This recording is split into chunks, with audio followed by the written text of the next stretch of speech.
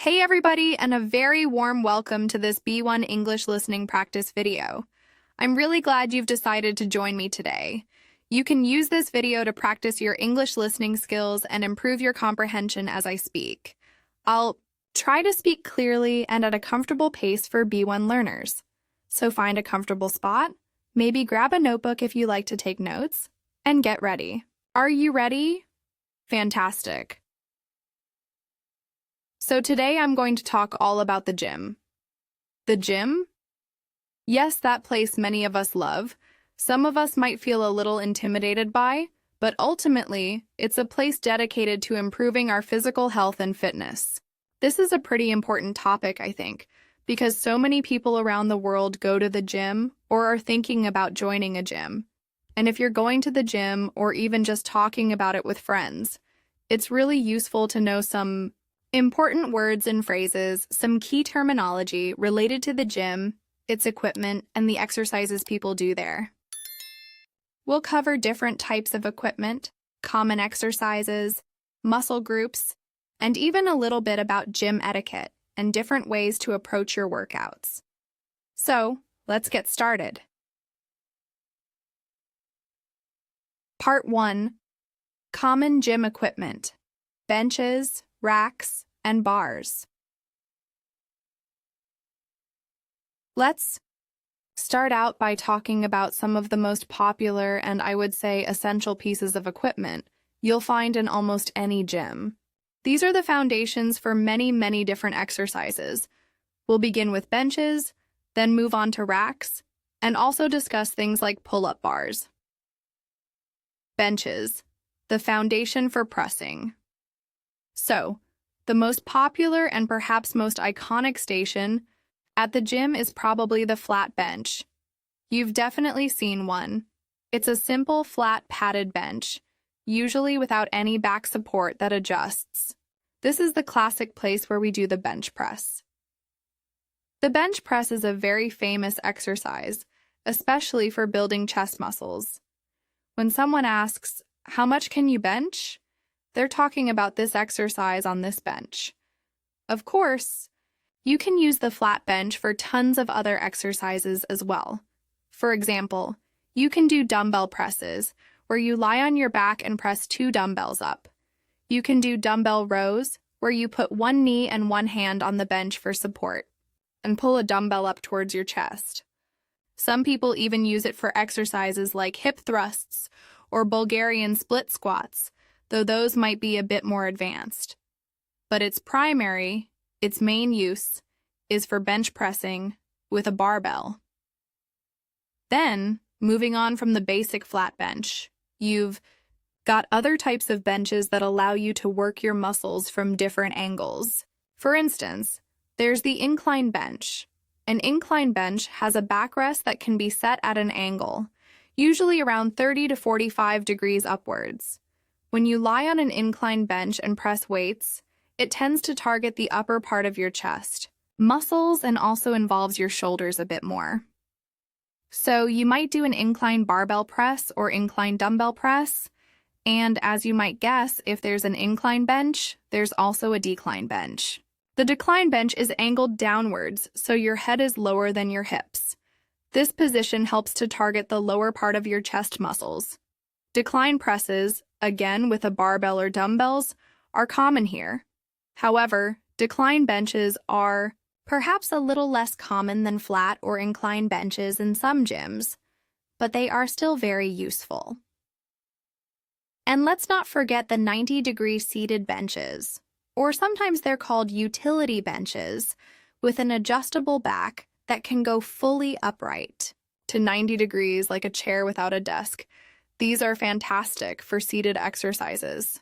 For example, you can do all kinds of shoulder presses on these benches, like seated dumbbell shoulder presses or seated barbell shoulder presses, though the barbell version requires a rack. They provide good back support, which can help you focus on using your shoulder muscles correctly.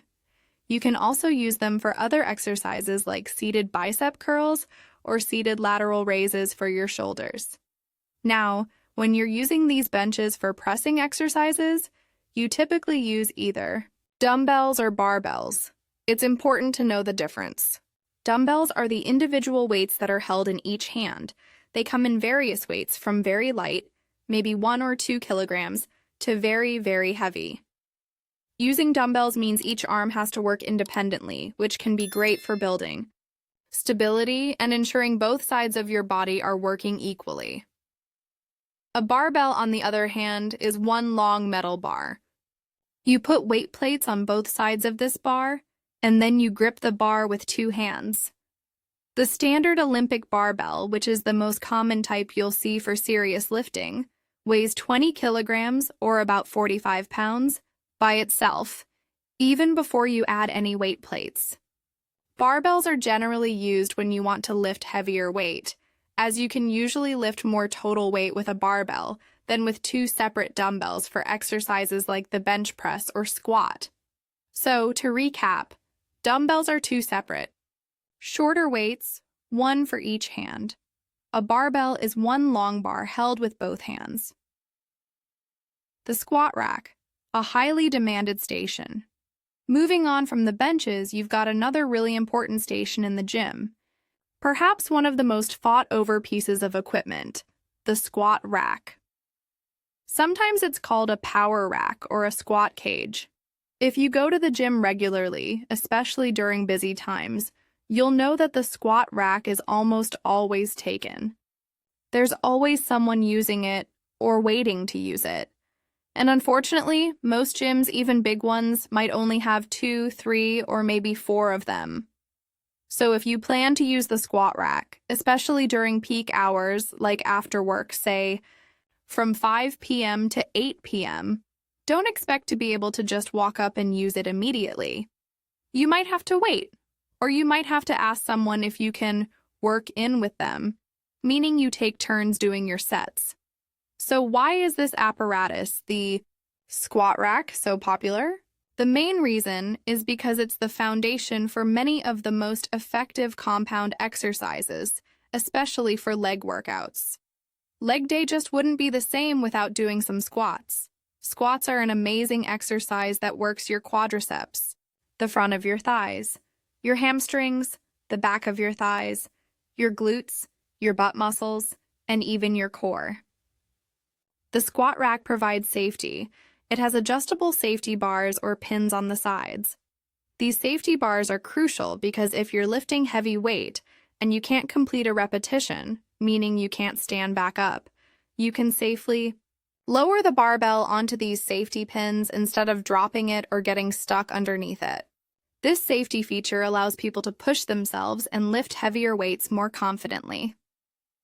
Besides squats, the squat rack is also used for other heavy barbell exercises. For example, you can do overhead presses, pressing the barbell from your shoulders up over your head inside a squat rack. You can also do rack pulls, which are like a partial deadlift, or even bench presses if the rack is designed to accommodate a bench. Its versatility and its importance for building strength make it a cornerstone of any serious gym. So, yes, the squat rack is a big deal. Pull-up bars, using your own body weight. All right, besides benches and the squat rack, you've also got pull-up bars.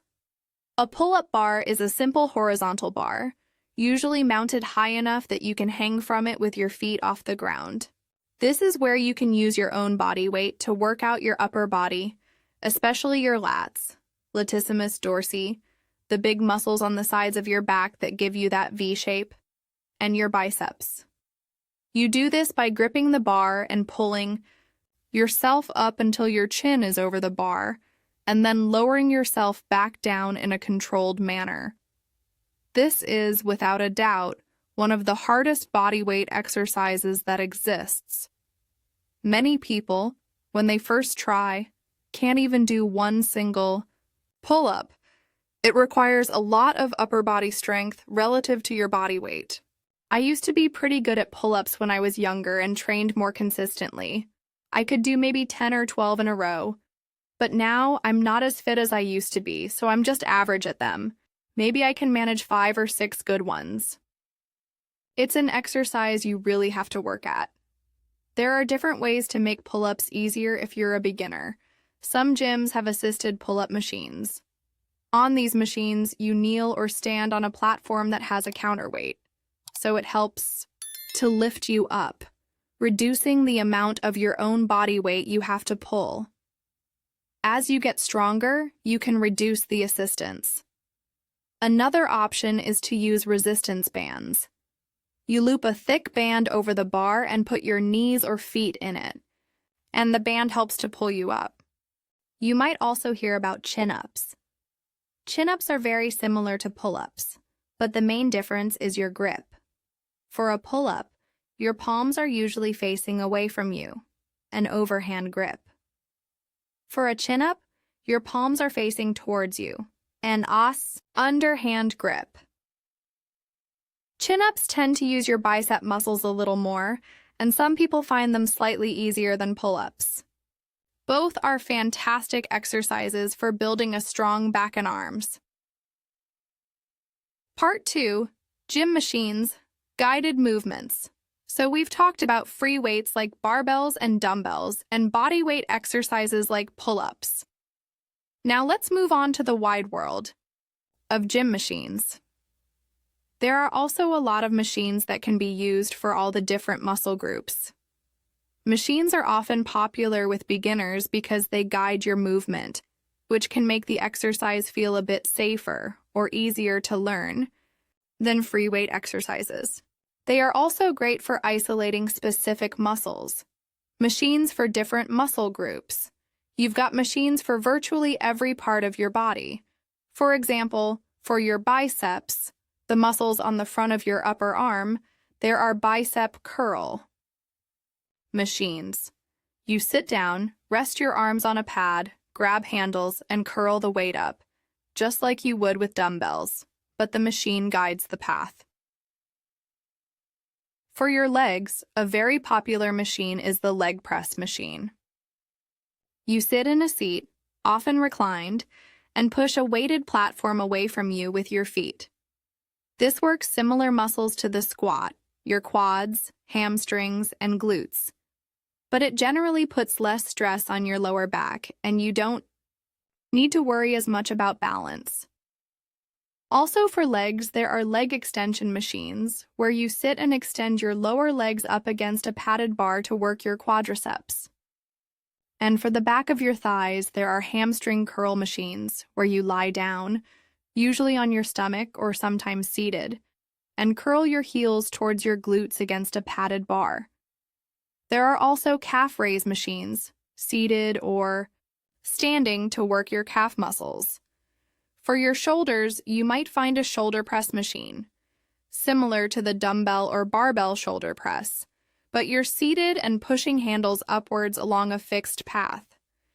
There are also machines for lateral raises, called lateral raise machines, which isolate the side part of your shoulder muscles. For your back, a very common machine is the lat pull-down machine. You sit down, secure your knees under pads, and pull a long bar down from above towards your chest. This exercise is very similar in motion to a pull-up, but allows you to adjust the weight, so you can do it even if you can't do a full pull-up. It's excellent for working your lat muscles. There are also seated row machines where you sit and pull handles towards your chest, working the muscles in your middle back. For your chest, there's often a chest press machine, which mimics the bench press motion, but in a seated, guided way. Another popular one is the pec deck machine, or pec fly machine. You sit with your arms out to the sides, often against pads, and bring your arms together in front of your chest, squeezing your pectoral muscles. Usually, the fancier or more modern the gym, the more state-of-the-art machines they have. State-of-the-art means very modern and using the latest ideas and features. These newer machines might have smoother movements, better ergonomic designs, meaning they fit the body well, and sometimes even digital displays to track your workout. 1. Common feature of these types of resistance machines is how you select the weight.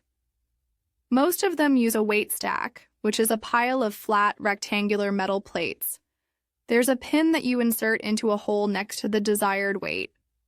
So if you want to lift 20 kilograms, you put the pin in the hole corresponding to 20 kilograms. It's very quick and easy to change the weight.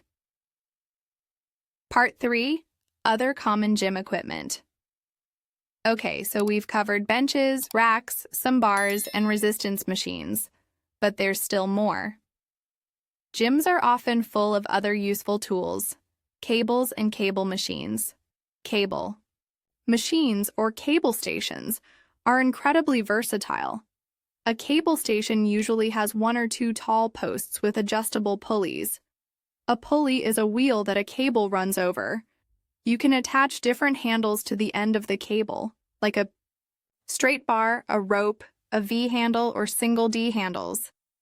Because you can adjust the height of the pulley and use different attachments, you can do a huge variety of exercises for almost any muscle group. For example, for your triceps, the muscles on the back of your upper arm, you can do tricep pushdowns using a rope or bar attachment. For biceps, you can do cable curls. For your shoulders and upper back, you can do face pulls. For your back, you can do cable rows. For your core, you can do wood choppers. The constant tension from the cable provides a unique feel compared to free weights. Functional trainers, which are large cable machines with multiple pulleys, are becoming very popular. Medicine balls. Medicine balls are weighted balls, typically ranging from 1 kilogram up to 10 kilograms or more. They are not like basketballs. They are heavy and often don't bounce much. They are great for dynamic power exercises and core training. For example, you can do medicine ball slams, lifting the ball overhead and slamming it down on the ground, or Russian twists, sitting on the floor, leaning back, and twisting your torso from side to side while holding the ball, or you can throw them against a wall or to a partner. Jump ropes.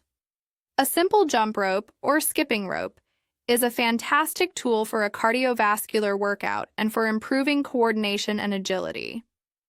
Boxers often use jump ropes as part of their training. It's a great way to warm up or to get a quick, intense cardio session in. Kettlebells. Kettlebells have become very popular in recent years. A kettlebell looks like a cannonball with a handle on top. They come in various weights. They are used for a wide range of exercises, many of which are dynamic and involve swinging movements. The most famous kettlebell exercise is probably the kettlebell swing, which is great for your hamstrings, glutes, core, and for building explosive power. You can also do things like goblet squats, holding the kettlebell in front of your chest, Turkish get-ups, a complex full-body exercise, and kettlebell presses or rows, resistance bands. We mentioned these earlier for assisting with pull-ups. Resistance bands are large elastic bands. They come in different thicknesses, which provide different levels of resistance. They are very versatile. You can use them for warming up, for adding resistance to bodyweight exercises, like push-ups, or squats, for assistance, like with pull-ups, or for specific exercises to target smaller muscle groups or for rehabilitation. They are also lightweight and portable, so you can easily take them with you if you travel. Mats and foam rollers. Most gyms will have an area with exercise mats. These are for floor exercises like sit-ups, planks, push-ups, and stretching. You'll also often find foam rollers. These are cylindrical pieces of firm foam. People use them for self-myofascial release, which is a fancy way of saying self-massage. Rolling different parts of your body over the foam roller can help to relieve muscle tightness, improve flexibility, and aid in recovery after a workout. It can be a bit uncomfortable, especially if your muscles are sore, but many people find it very beneficial. Part 4. Cardio equipment. Getting your heart rate up. Alright, so we've talked a lot about equipment for strength training. But another huge part of most gyms is the cardio section, filled with machines designed to give you a cardiovascular workout. That means an exercise that gets your heart rate up and improves your endurance. The treadmill, a classic cardio machine. The most popular of these, and probably the one everyone recognizes, is the treadmill. A treadmill has a moving belt that you can walk or run on indoors. You can usually adjust the speed of the belt and also the incline, which means you can make it feel like you're walking or running uphill. Many treadmills have preset programs, like hill climb or fat burn, that automatically change the speed and incline for you. Personally, I have to admit, I hate the treadmill. Or, hate is a strong word, but I much prefer running outside in the fresh air. I like seeing the scenery change, and I don't like the feeling of running and not actually going anywhere. It feels a bit like being a hamster on a wheel to me. However, I know many people love treadmills. They are great if the weather outside is bad, too hot, too cold, or raining, and they provide a cushioned surface which can be a bit gentler on your joints than running on hard pavement. So they definitely have their place. Elliptical trainers. Besides the treadmill, there are also elliptical trainers, or just ellipticals. When you use an elliptical, your feet move in an elliptical, oval-shaped path, and you usually hold on to moving handles. It's a low-impact exercise, meaning it's generally gentler on your knees, hips, and ankles than running. Many people find it a good alternative to the treadmill, especially if they have joint issues. It can also provide a good full-body workout if you actively use the handles. Stairmasters. Then you have stairmasters or stair climbers. These machines simulate climbing stairs. Some look like a small revolving staircase, while others have two pedals that move up and down. These are incredibly challenging. They are fantastic for working your glutes and leg muscles, and they will definitely get your heart rate very high, very quickly. If you want a tough cardio workout, try the Stairmaster for 20 minutes. Stationary bicycles. Stationary bicycles, also known as exercise bikes, are another staple in the cardio section. There are a couple of main types. Upright bikes are similar in posture to a regular road bike. You sit upright and the pedals are directly below you. Recumbent bikes have a larger, more comfortable seat with back support, and the pedals are out in front of you. These are often preferred by people who want more back support or find the upright position uncomfortable. Both types are great for a low-impact cardio workout, good for building endurance, and you can usually adjust the resistance to make it easier or harder to pedal. Many gyms also have spin bikes, which are designed to closely mimic the feel of an outdoor racing bike and are used in high-intensity group cycling classes called spin classes. Rowing machines. Finally, let's not forget rowing machines, sometimes called ergometers or ergs. A rowing machine simulates the action of rowing a boat. You sit on a sliding seat, put your feet in stirrups, and pull on a handle attached to a flywheel by a chain or cord. Rowing is a fantastic full-body workout. It uses your legs, your core, your back, and your arms. It's also low impact and can be very effective for both cardiovascular fitness and muscular endurance. It takes a bit of practice to get the technique right, but once you do, it's an excellent exercise. So, as you can see, there's a huge variety of equipment in a typical gym, catering to all sorts of fitness goals and preferences. Part 5. Muscle groups. What are you working? Okay, so now that we've talked about all this equipment and some of the exercises, let's just talk a little bit about the different muscle groups that you work out at the gym.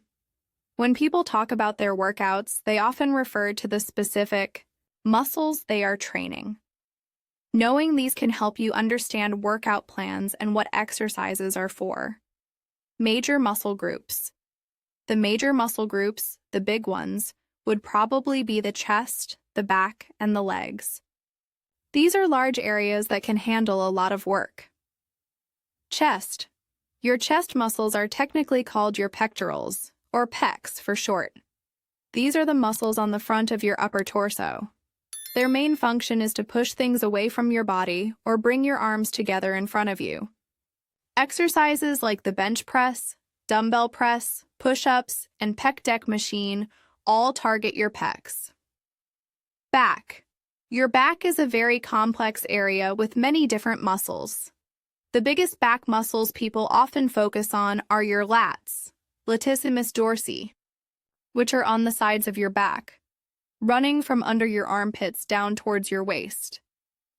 These are the pulling muscles primarily worked by pull-ups, lat pull-downs, and rows. Then you have your traps, trapezius, which are in your upper back and neck area, responsible for shrugging your shoulders and pulling your shoulder blades together. Other important back muscles include the rhomboids between your shoulder blades and the erector spinae, muscles along your spine that help you keep your back straight. Exercises like barbell rows, dumbbell rows, seated cable rows, and face pulls work these mid-back muscles. Deadlifts are a great compound exercise for the entire back, but they are quite advanced. Legs. Your leg muscles are some of the largest and strongest muscles in your body. They include your quads, quadriceps, which are the four muscles on the front of your thighs. They are responsible for extending your knee, straightening your leg. Squats, leg presses, lunges, and leg extensions all heavily target the quads. Your hamstrings, which are on the back of your thighs. They are responsible for bending your knee, curling your leg. Deadlifts, Romanian deadlifts, hamstring curls on a machine, and good mornings work the hamstrings. Your calves, gastrocnemius and soleus, which are the muscles on the back of your lower leg. They are used when you point your toes or go up on tiptoes. Calf raises, standing or seated, are the primary exercise for these. And you could probably include the glutes, gluteal muscles, in there too, which are your buttock muscles. The gluteus maximus is actually the largest muscle in the human body. Squats, lunges, hip thrusts, and deadlifts are all excellent for working your glutes. Minor muscle groups. Then you have your more minor muscle groups or smaller muscle groups that you work out. They might be smaller, but they are still very important for a balanced physique and overall strength. These include your abs, your shoulders, and your arms. Shoulders. Your shoulder muscles are technically called your deltoids, or delts, for short. The deltoids have three parts, or heads: the anterior front delt, the lateral side delt, and the posterior rear delt. Overhead presses with a barbell or dumbbells or on a machine work the front and side delts. Lateral raises, lifting dumbbells out to your sides, specifically target the side delts, which give your shoulders a wider look. Front raises, lifting dumbbells up in front of you, target the front delts, and exercises like reverse flies or face pulls target the rear delts. Arms. Your arm muscles are primarily your biceps and triceps. The biceps brachii, are on the front of your upper arm. They are responsible for bending your elbow, flexing your arm. All types of curls, dumbbell curls, barbell curls, hammer curls, preacher curls, machine curls, target the biceps. The triceps brachii, are on the back of your upper arm. They actually make up about 2/3 of the muscle mass in your upper arm, so they are very important for arm size and strength. Their main function is to straighten your elbow, extend your arm. Exercises like tricep pushdowns, on a cable, machine, overhead dumbbell extensions, close grip bench presses, and skull crushers all work the triceps. Abs, core. Your abdominal muscles, or abs, are in the front of your stomach area. The main one people think of is the rectus abdominis, the six-pack muscle. Then you have your obliques on the sides of your torso, which help with twisting and bending side to side.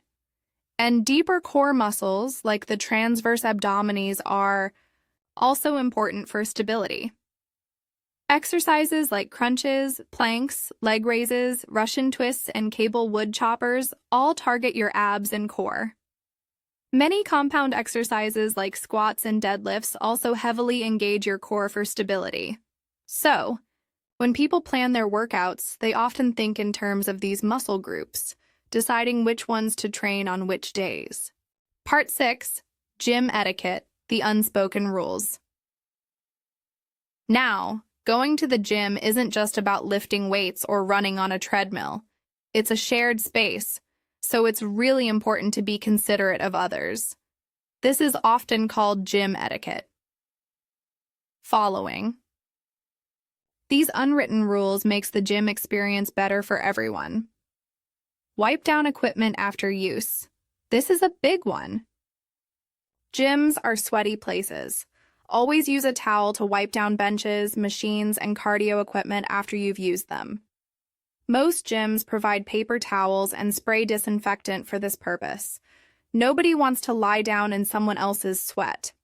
Re-rack. Your weights. This means putting your dumbbells, barbells, and weight plates back where they belong after you've finished with them. Don't leave them lying on the floor or still on the machines. It's not only messy, but can also be a safety hazard. It also saves the next person from having to search for the weights they need or unload your heavy weights from a machine. Don't hog equipment. Especially during busy times, be mindful of how long you're using a popular piece of equipment, like the squat rack or a specific machine. If you're doing many sets or taking long rests between sets, and you see someone waiting, it's polite to offer to let them work in with you. This means they can do their set while you are resting and you take turns. Ask if equipment is free. If you see equipment with a towel or water bottle nearby, it's polite to ask, "Excuse me, are you using this?" before you take it. The person might just be getting water or resting between sets. Respect personal space. Gyms can get crowded. Try not to stand too close to someone while they are lifting, and don't walk right in front of them if they are facing a mirror and concentrating on their form. Minimize phone use. While many people listen to music on their phones, try to avoid making loud phone calls in the workout area. And definitely don't film other people without their permission. Also, don't just sit on a machine scrolling through social media if others are waiting to use it. Don't drop weights excessively, unless appropriate, in some very specific lifting areas like deadlift platforms with special flooring. Dropping weights might be acceptable for very heavy lifts. But in most general gym areas, try to control the weights and lower them gently. Loudly dropping weights can be disruptive and can also damage the equipment or the floor. Following these simple rules of gym etiquette helps create a positive and respectful environment for everyone. Part 7. Types of workouts and structuring your training. When you go to the gym, you'll see people doing all sorts of different things. There are many ways to structure your workouts depending on your goals, experience level, and how much time you have. Full body workouts. This is often recommended for beginners. In a full body workout, you train all the major muscle groups in a single session. For example, you might do 1 or 2 exercises for your chest, back, shoulders, legs, and arms. You might do this 2 or 3 times a week, with a rest day in between. Workout splits. As people get more experienced, they often split their training. This means they focus on different muscle groups on different days. Some common splits include upper-lower split. You have an upper body day, training chest, back, shoulders, arms, and a lower body day, training quads, hamstrings, glutes, calves. You might do 2 upper body days and 2 lower body days per week, e.g. upper, lower, rest, rest. Push-pull or legs, PPL. This is another popular split. Push day. You train muscles used for pushing movements, chest, pecs, shoulders, deltoids, and triceps. Pull day. You train muscles used for pulling movements, back, lats, traps, rhomboids, and biceps. Legs day.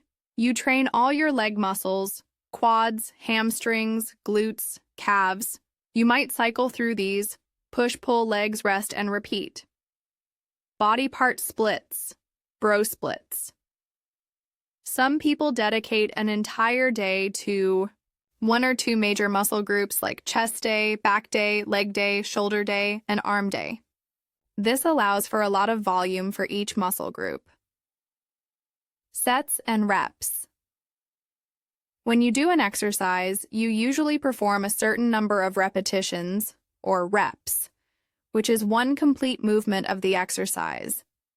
A group of repetitions is called a set. For example, you might do 3 sets of 10 reps of bench press. This means you do 10 bench presses, then rest, then do another 10, rest, and then a final 10. The number of sets and reps can vary depending on your goals, e.g., more reps for endurance, fewer reps with heavier weight for strength. Importance of rest and recovery. Muscles don't grow while you're working out. They grow while you're resting and recovering afterwards. So rest days are just as important as workout days. It's also important to get enough sleep. Overtraining or not getting enough rest can lead to injury and burnout. Part 8. Warm-up and cool-down. Don't skip these. 2 often neglected but very important parts of any workout are the warm-up and the cool-down. Warm-up. Before you start any serious exercise, you need to prepare your body. A good warm-up increases blood flow to your muscles, raises your body temperature, prepares your muscles, tendons, and ligaments for the upcoming activity, can improve your performance and reduce the risk of injury. A typical warm-up might last 5 to 10 minutes and could include light cardio, a few minutes of gentle jogging on the treadmill, cycling on a stationary bike, or using the elliptical at a low intensity. Dynamic stretches. These are active movements that take your joints through their range of motion.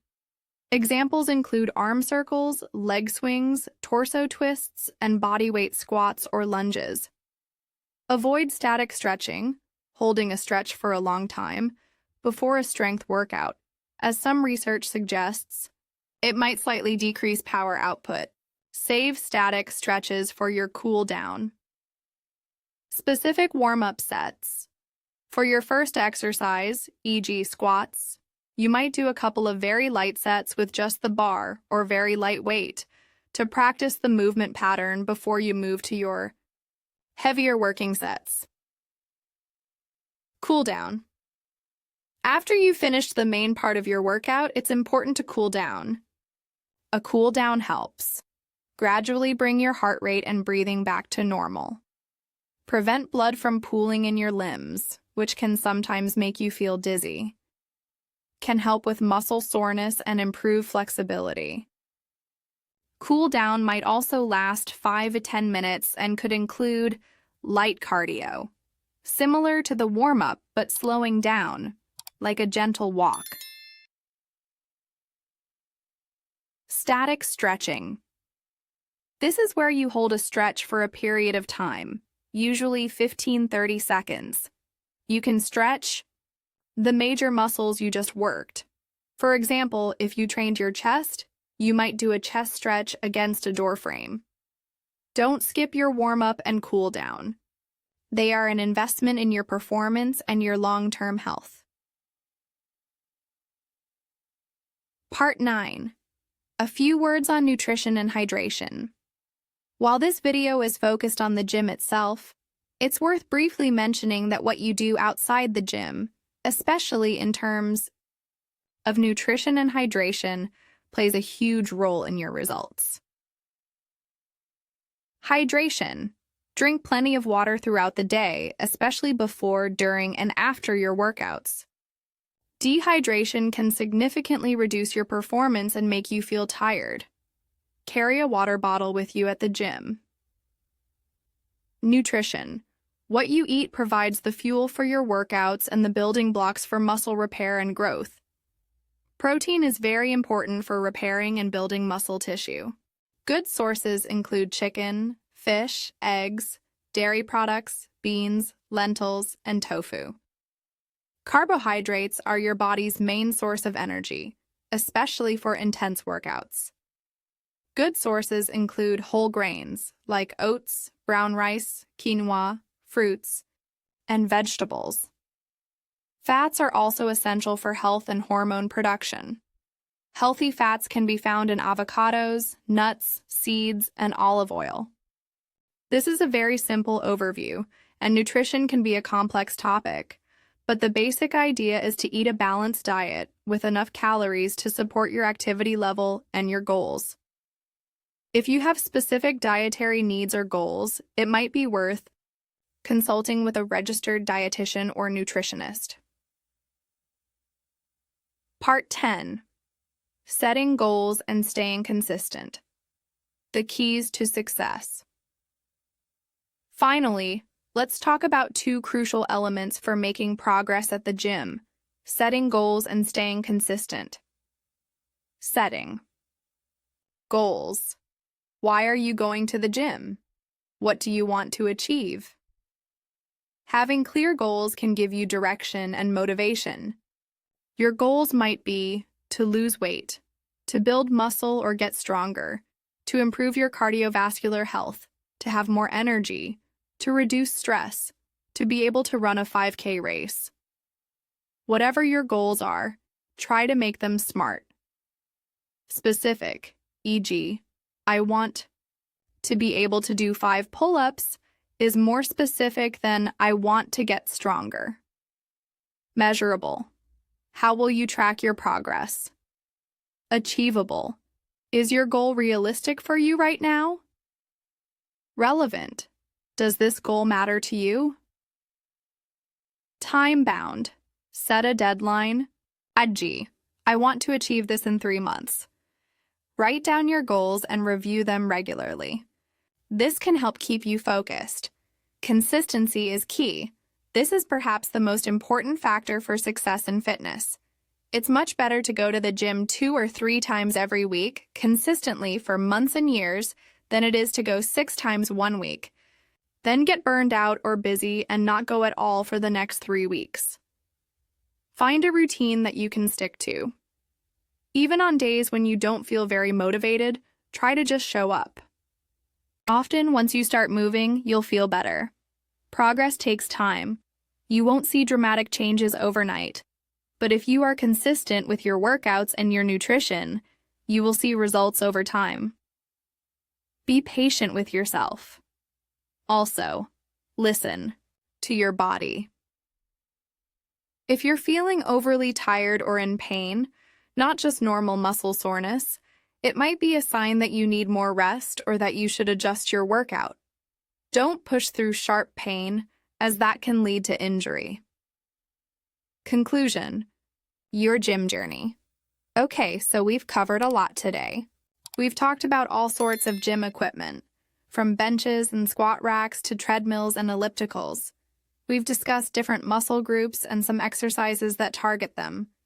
We also touched upon important things like gym etiquette, how to structure your workouts, the importance of warming up and cooling down, and the roles of nutrition, goal setting, and consistency. The gym can be a fantastic place. It can be a place to challenge yourself, to de-stress, to improve your health, and to feel good about what your body can do. If you're new to the gym, I hope this information has made it feel a little less intimidating and given you a better understanding of what to expect. And if you're already a gym goer, maybe you learned a new term or two, or were reminded of some good practices. Remember, everyone starts somewhere. Don't be afraid to ask for help if you're unsure how to use a piece of equipment. Gym staff are usually happy to assist, or you could consider working with a personal trainer for a few sessions to learn the basics. All right, that's all for today's B1 English listening practice. I hope you found it helpful and interesting. Now I'd love to hear from you. Leave a comment below and tell me, do you go to the gym? If so, what's your favorite piece of equipment or your favorite exercise to do? Or if you don't go to the gym, what's your favorite way to stay active? I always enjoy reading your comments. Thanks so much for listening. Keep practicing your English, stay active, and I'll see you next time. Bye for now.